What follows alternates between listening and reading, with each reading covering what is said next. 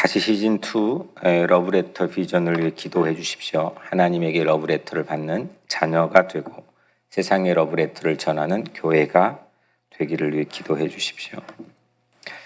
우리가 지금 이 편지는 성경 안에 담겨 있지만 편지입니다. 편지, 두루마리기에 썼던 편지인데, 편지라고 하는 것은 보내는 사람이 있고 받는 사람이 있죠. 보내는 사람의 상황과 정황, 그리고 보내는 사람이 가지고 있는 마음, 이건 무시하고 편지를 읽을 수는 없는 겁니다. 편지는 누군가에게 분명히 전달하려고 하는 목적이 있기 때문이죠. 그래서 편지를 받는 사람에게 편지를 보내는 사람이 이 전달하려고 하는 그 분명한 어떤 정황이나 마음, 이거를 우리가 감안하고 편지는 읽어야 됩니다.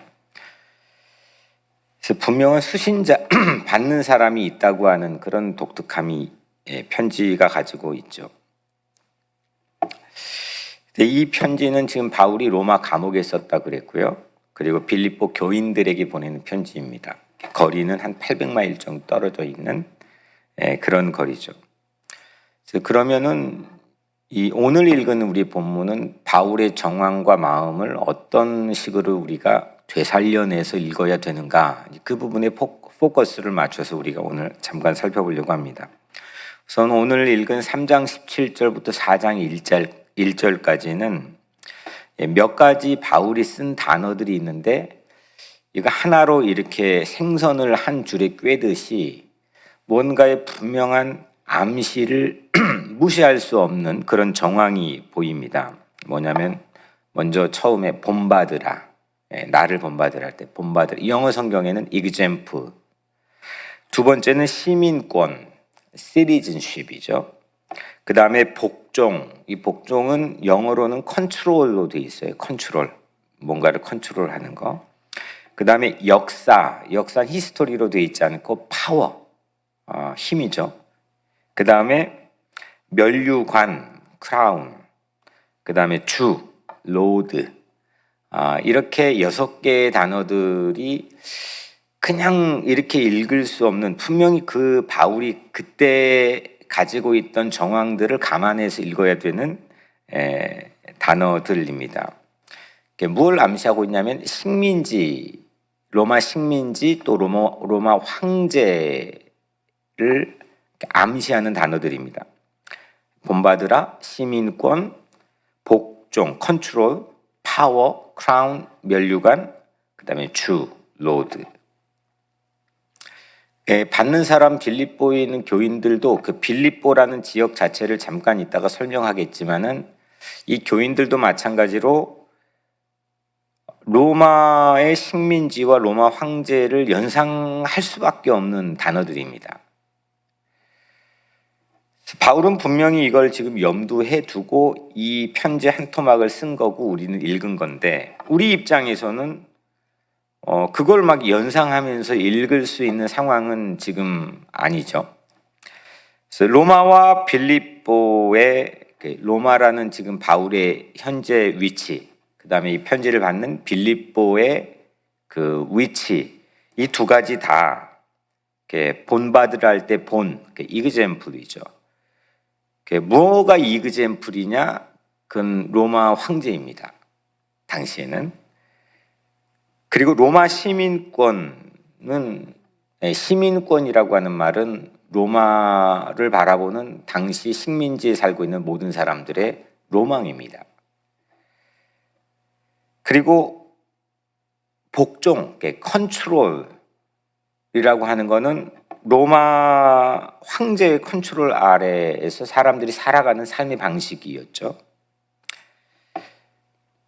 면류관, 또 주, 로드라고 하는 주님, 이거는 당시 황제에게는 모두 다 상식적으로 사용해야 되는, 그런 대중적으로 인식되는 고유한 심벌, 상징이었습니다. 누가 봐도 이 6개의 단어들은 식민지에 살고 있는 사람들이 연상할 수밖에 없는 그런 단어들을 오늘 바울이 편지에 담아가지고 빌립보 교인에게 보냈습니다. 먼저 이 두 번째로는 빌립보는 당시 로마의 식민지였습니다. 땅아발 여기 있는 분들은 다 아셨으니까. 그러니까 빌립보는 이태리 로마 반도가 있고, 그 다음에 두 번째 덩어리가 마케도니아고, 세 번째가 소아시아고, 네 번째가 이스라엘인데, 이 소아시아와 마케도니아를 연결해주는, 마케도니아 입장에서 열쇠구멍처럼 초입에 있는 그 곳이 빌립보죠. 근데 그 빌립보는 로마의 식민지였습니다. 바울이 지금 이 빌립보에 가서 빌립보 교회를 세우기 전에 100년 전입니다. 그러니까 주전 42년, 예수님도 태어나기 훨씬 전이죠. 주전 42년에 엄청난 유명한 사건이 거기서 벌어지는데, 로마의 황제에서 가장 힘을 발휘했던 황제의 이름이 성경에 나오는 아구스도 황제거든요. 그러니까 영어로는 아구스토 이 황제인데, 그 예수님 태어날 때 인구조사를 명령해가지고 그 인구조사의 흐름을 따라서 마리아와 요셉이 이동하다가 예수님이 태어나신 거죠. 그때 황제입니다. 가장 그 역사상 힘을 발휘했던 황제인데, 그 사람은 원래는 평민이었습니다. 본래는 왕족이나 귀족에서 왕이 이렇게 황제가 되기 마련인데, 그냥 일반 군인이었다가 싸움 잘해가지고 황제까지 올라가는 입지전적인 인물인데, 그 첫 번째 대중에게 스타가 되었던 전쟁을 빌립보에서 했습니다.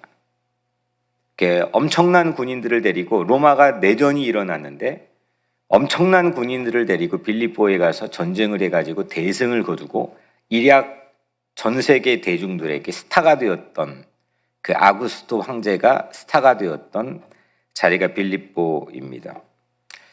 그래서 거기를 식민지, 로마의 식민지로 삼고 주둔군을 모으고 그랬던 거죠.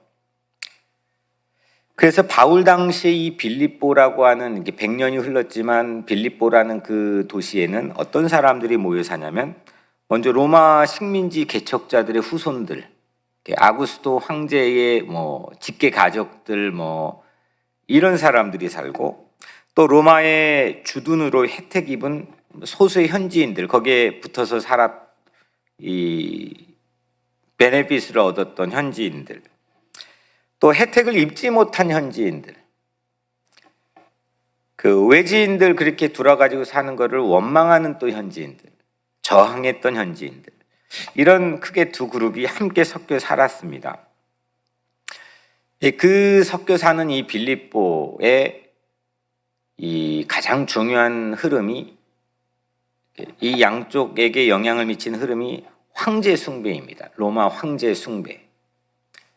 그래서 이 황제 숭배의 신상이 가장 많이 발견된, 이 마케도니아에 가장 많이 발견된 지역이 빌립보입니다. 그래서 황제인 가이사, 황제들을 가이사라고 불렀는데, 그 가이사 시절을 로드, 주라고 불렀고, 그 신상에 보면 다 거기에 로드라고, 지금도 이제 고대 유적물이 발견된 거에 쓰여 있습니다. 그리고 그의 통솔에 복종해야 됐고, 당시에는 또 그가 장려했던 문화를 이그젬플, 본으로 삼아야 되고, 로마의 중심의 안테나에서 쏘아내는 모든 것들을 받아서 그 방식대로 살아야 되는 거죠. 이게 지금 당시 빌립보에 살고 있는 사람들의 삶의 방식이었습니다. 근데 이런 배경을 좀 장황하게 설명드린 이유가, 이 배경 없이 오늘 본문의 편지를 읽으면 절반밖에 알 수가 없기 때문입니다. 그런 우려가 있기 때문입니다. 오늘 바울은 빌립보 교인들과 자신을, 지금 편지를 쓰는 자기와 빌립보의 교인들을 하늘의 시민이라고 아주 중대 선언을 합니다. 우리 시민권은 하늘에 있는지라 했습니다. 그러니까 지금까지 좀 장황하게 설명드린 배경처럼, 이건 로마 시민이라고 하는 게 어떤 현상을 일으키게 되는지를 다 아는 사람들입니다. 피차간에. 근데 우리는 하늘의 시민이다. 우리의 시민권은 하늘에 있다. 라고 하는, 이게 지금과는 전혀 다른 뉘앙스와 의미가 담겨 있는 중대 선언을 바울이 편지에 쓴 거죠. 이거는 어떤 의미냐면, 우리가 흔히 이해하는 것처럼 하늘에 가서 우리가 이제 죽고 나서 하늘에 가 살 때까지 기다려야 된다. 그 시민권을 받기 위해서는 우리가 지금 기다려야 된다. 이런 의미가 아닙니다. 당시 빌립보에 사는 누군가가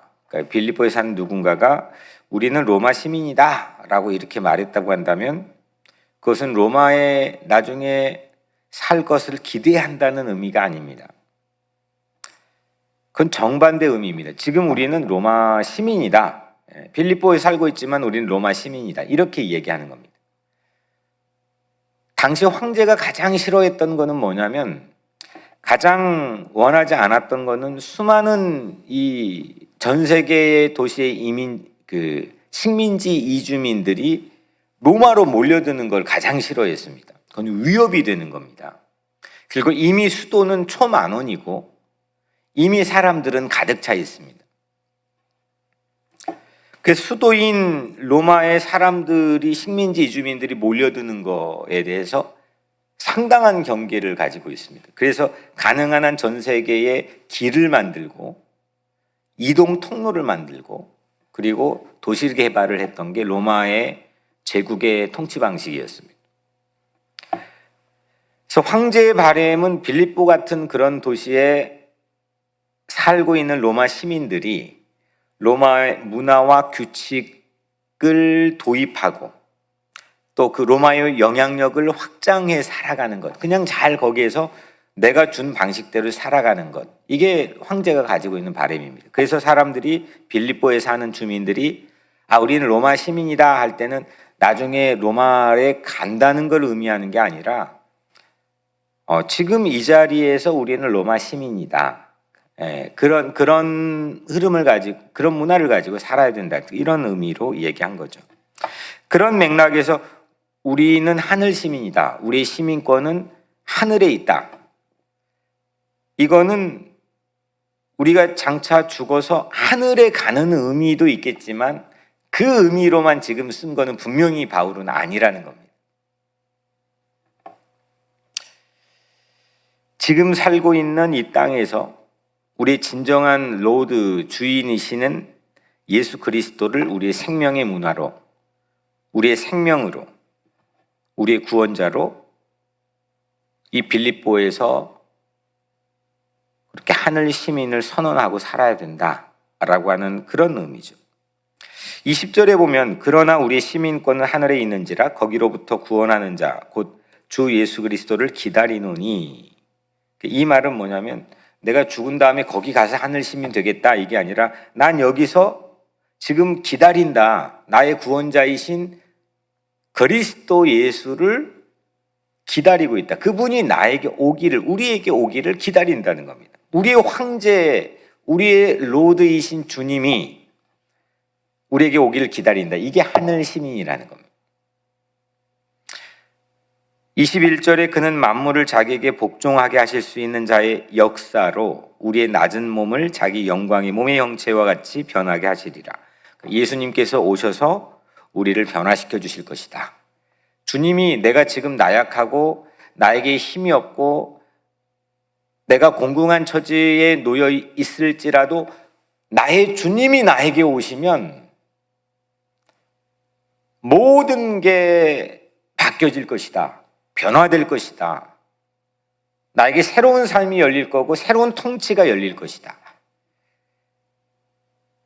주님이신 예수님께서는 이 땅의 만물을 마땅히 있어야 될 자리로 복종하게 해주시는 힘이 있다. 이런 의미로 지금 바울은 쓰고 있죠.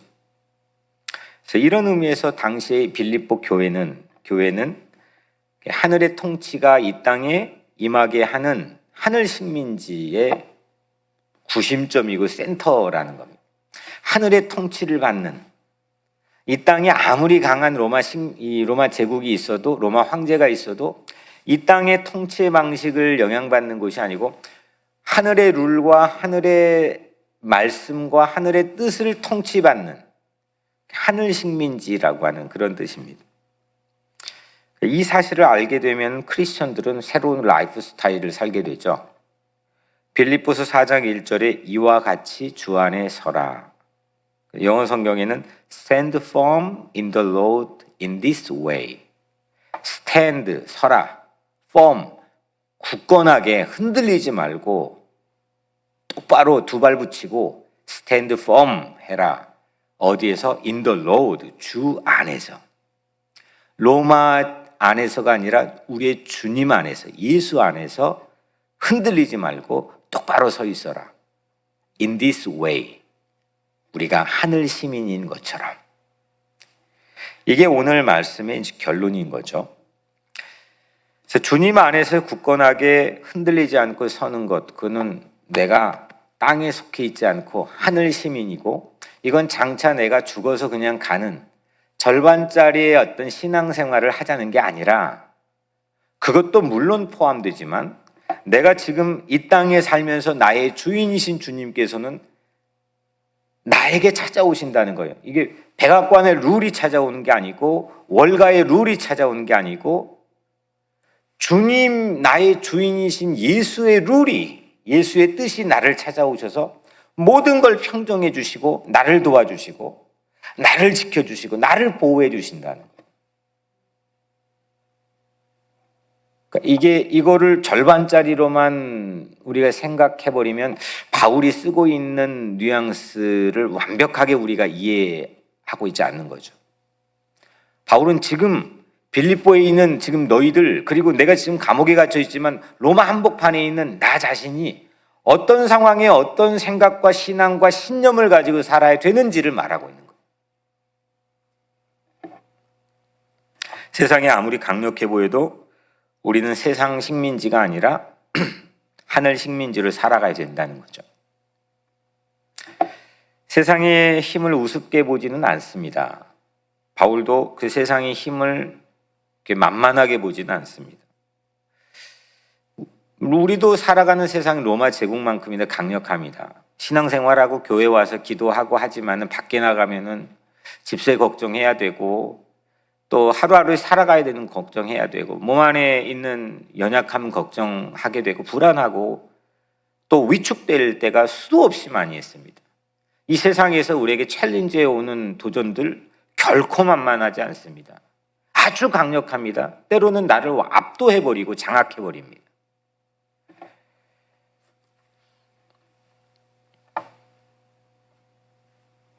근데 우리는 분명히 잊지 말아야 될 거는 stand firm in the Lord in this way.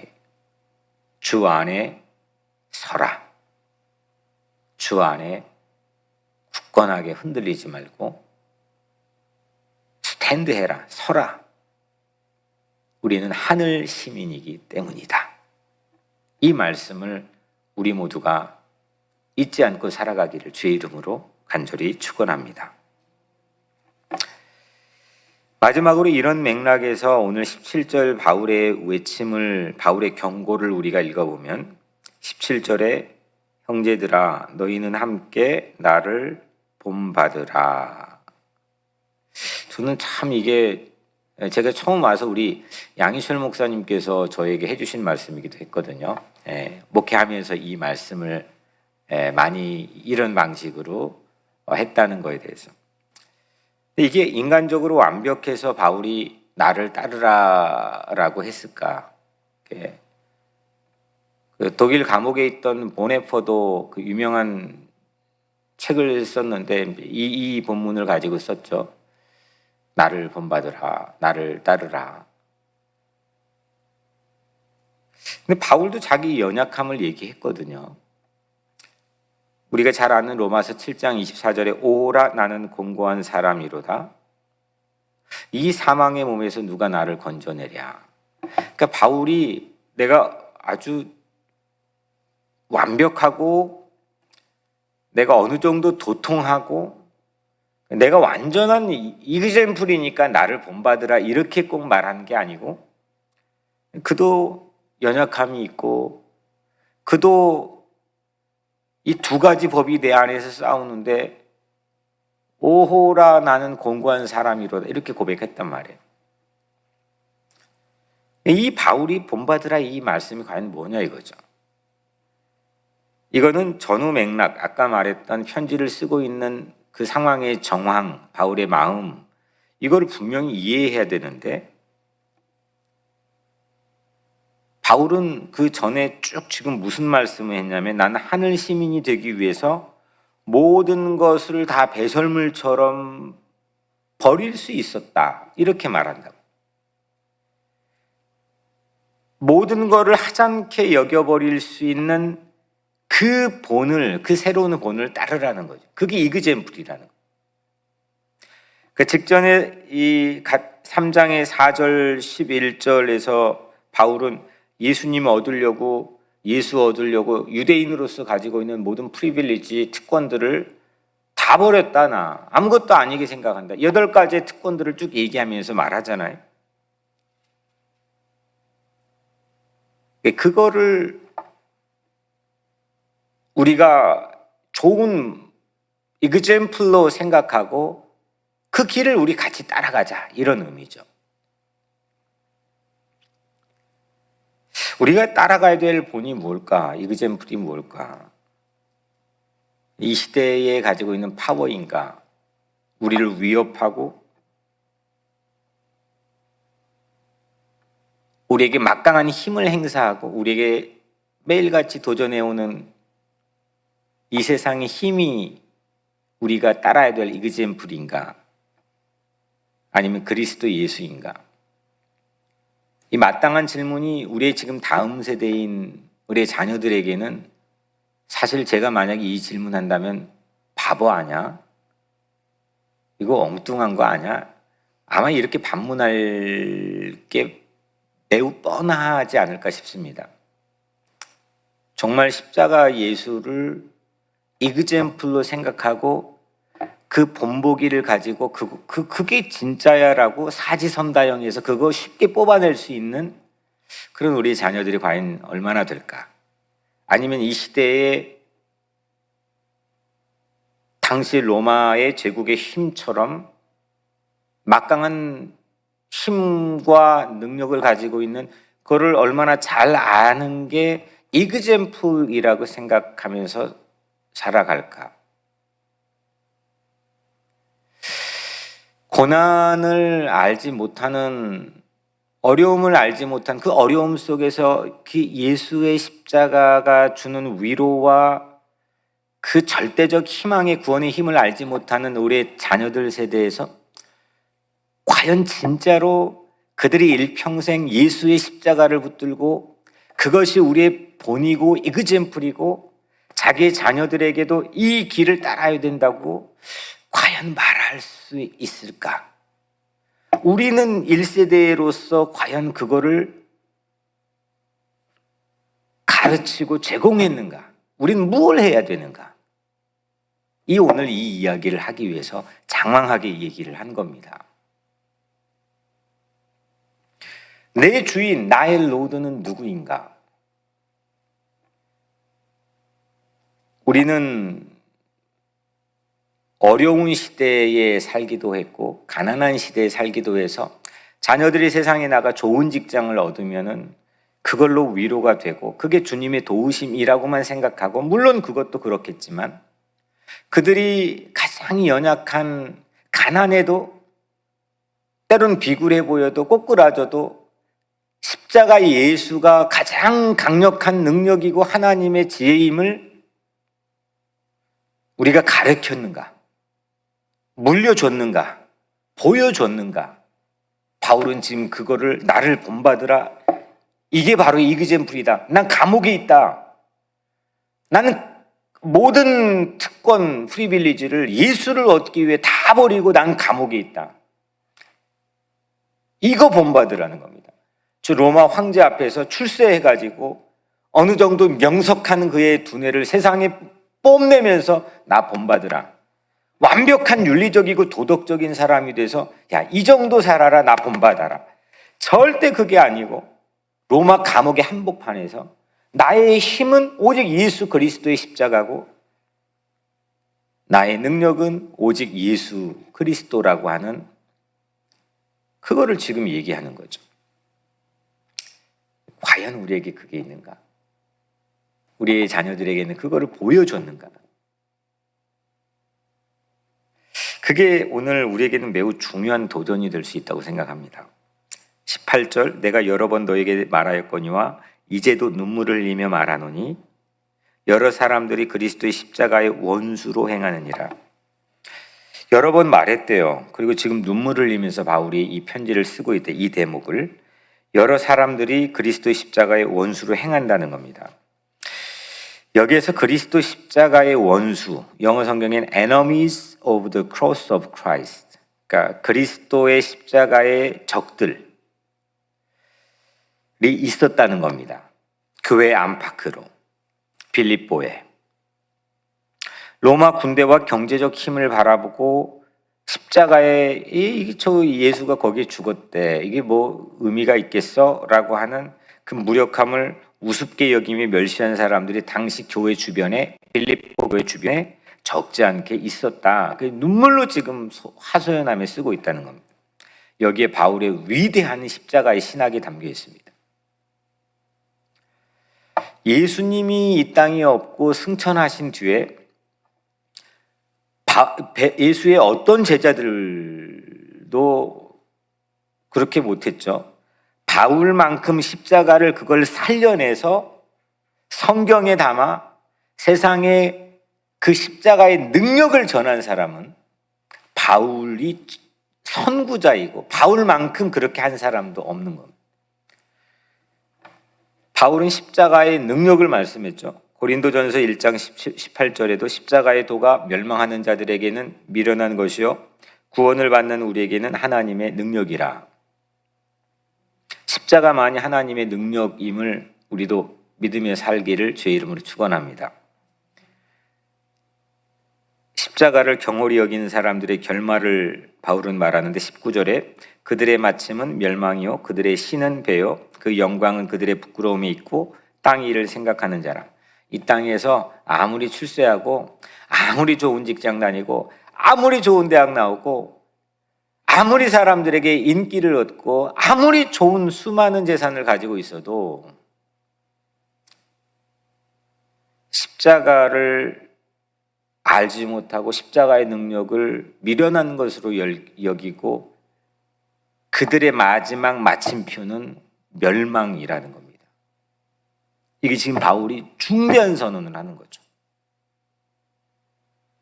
십자가를 무시한 길은 그거는 막다른 길밖에 안 된다는 겁니다. 멸망이라는 겁니다. 그리고 가장 중요한 말 중에 그들의 신은 배요. 영어 성경에 their God is their stomach. 그 십자가 멸시하는 사람들의 God, 그들의 하나님은 스토머크, 그들의 배라는 겁니다. 자신의 배를 신으로 삼는 사람, 욕구대로 움직이는 사람들, 욕망대로 움직이는 사람들, 그것만 두려워하고 그것만 경외하는 사람들, 겉으로 입으로는 예수 하는데도 교회를 다니는데도 그것만 생각하는 사람들, 그 사람들 조심하라는 거죠. 바울의 하나님은 십자가 예수였습니다. 예수의 십자가였습니다. 지는 것 같지만 모든 걸 마침내 복종하게 하고 죽었던 것 같지만 모든 걸 변화시키고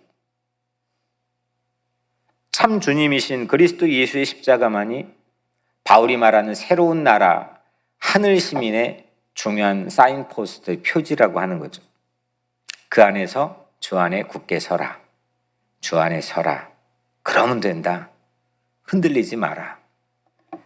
주 안에 굳게 사는 바울을 나를 본받으라 이렇게 한 것처럼 우리도 내 가지고 있는 소유나 업적이나 성취를 통해서 뽐내다가 큰 코 닥치고 위축됐다가 낙심하는 게 아니라 그거에 상관없이 바울이 로마 감옥에 갇혀 있으면서 나를 본받으라라고 하는 거를 펜대를 잡고 쓴 것처럼 여러분들의 상황이 어떻든 간에 십자가 예수를 붙잡고 있는 그 믿음을 가지고 누군가에게 내가 이그젠플이다 이렇게 말할 수 있는 신앙을, 주 안에 굳게 사는 신앙을 우리 모두가 갖는 일당백의 그런 그리스도의 제자의 삶을 여러분들이 살게 되기를 주님의 이름으로 간절히 축복합니다. 기도하겠습니다. 이 말씀 가지고 기도하고 내일 거룩한 주일 예배, 어머니 주일인데 위에 기도해 주시고 또 여러분들의 어머니를 생각하면서도 기도하고, 또 우리 버지니아 장로님이 좀 위독하십니다. 그래서 버지니아 장로님 위해서도 기도하고, 그리고 이민재 권사님이 그제 갔다 제가 봤을 때는 너무 좋으셨는데 어제 입원하셨습니다. 코넬 병원에 계신데 또 방덕환 권사님 위해서 기도해 주시고 제가 기도하겠습니다.